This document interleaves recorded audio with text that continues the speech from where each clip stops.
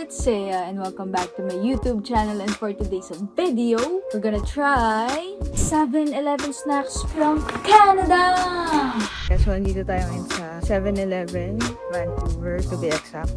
Look guys, made in Canada. So, yun yung mga hinahanap natin. Meron din silang ganito. Tostitos or Doritos. You will make your own. Guys, ang saya ng 7-Eleven dito. Ang daming choices. Tapos, meron po silang hot chocolate. Oh, sobrang dami. Dami kong gustong kunin, pero syempre hindi ko naman kaya ubusin yung lahat. Guys, we have Slurpees! Kumuha ko ng bag kasi bida-bida ako. So, we have our special guest. Yeah, girl. First time ko makakita ng corn pops na cereal. Instant lang. Wow! Smells good. So, Where is food?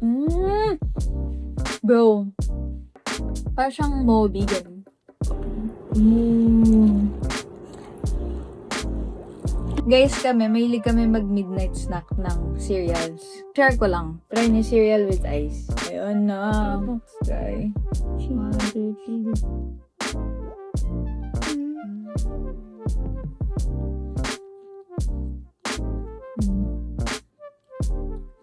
Add more. Really? Go. That milk is good. Yeah, this milk is good. Sarap, sarap.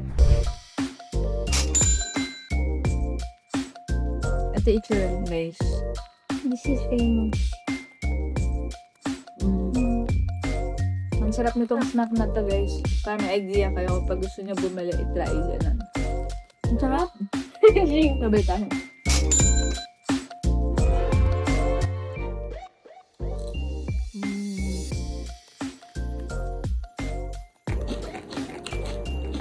Malalasahan mo talaga yung pickle niya, yung spice.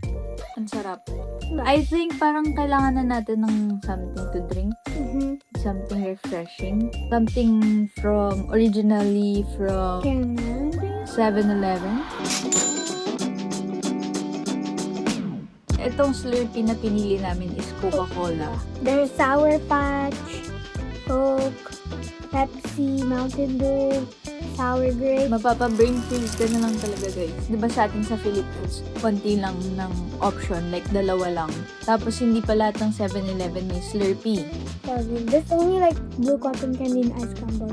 Yeah. Tapos puro ganun pa yung mga sobrang sweet. So this one, natuwa talaga kami ni Natalia kasi meron nga may sour, may sweet, may soda, ganun. Iba-iba. So, perfect. Next, guys, itong ilalabas ko. Ito yung pinaka-snack namin dito sa Canada. All beef stick and cheddar. So, favorite to ni Mama, ni Nana, tsaka ako. Tsaka yung salami. Sayang wala ko nakuha ang salami. Yun talaga, minamunch ko. Tinatabi ko sa bag ko. Dinadala ko sa ski. Dinadala ko kung saan. Ang sarap ng salami. Ang sayang, hindi ko mapakita sa inyo. I'll try next.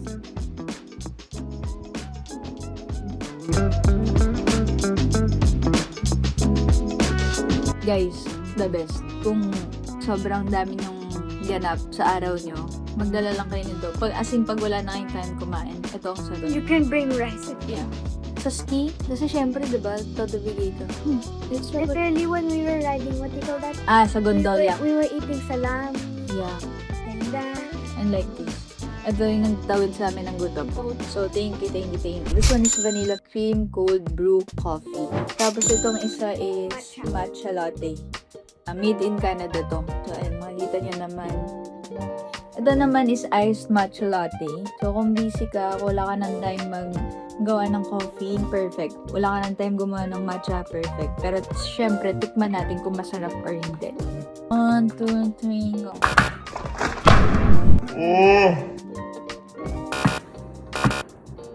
You need more lakas.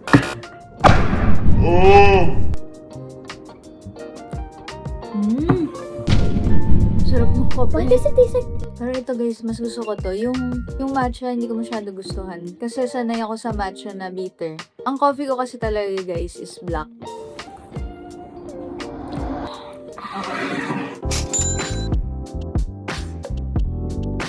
Okay. I'll try this, you try this, Okay. then may sweet. Okay.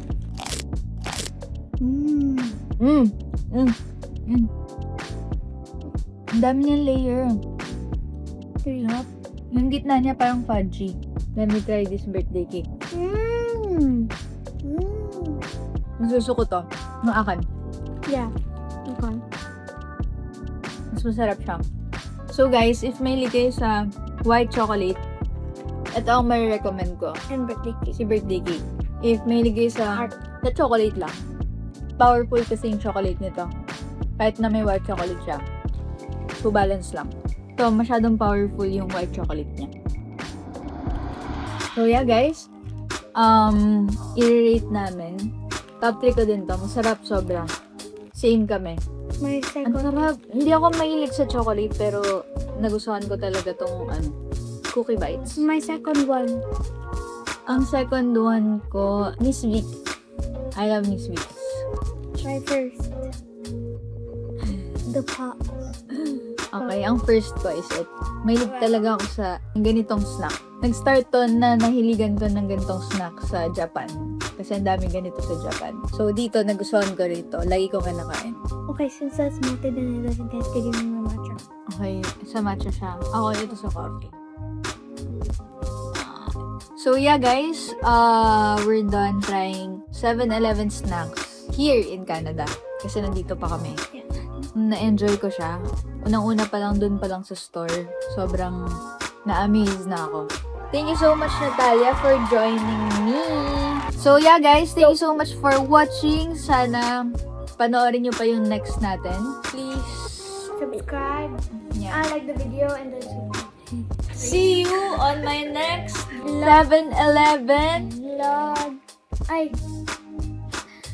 Wait for our next part of 7-Eleven.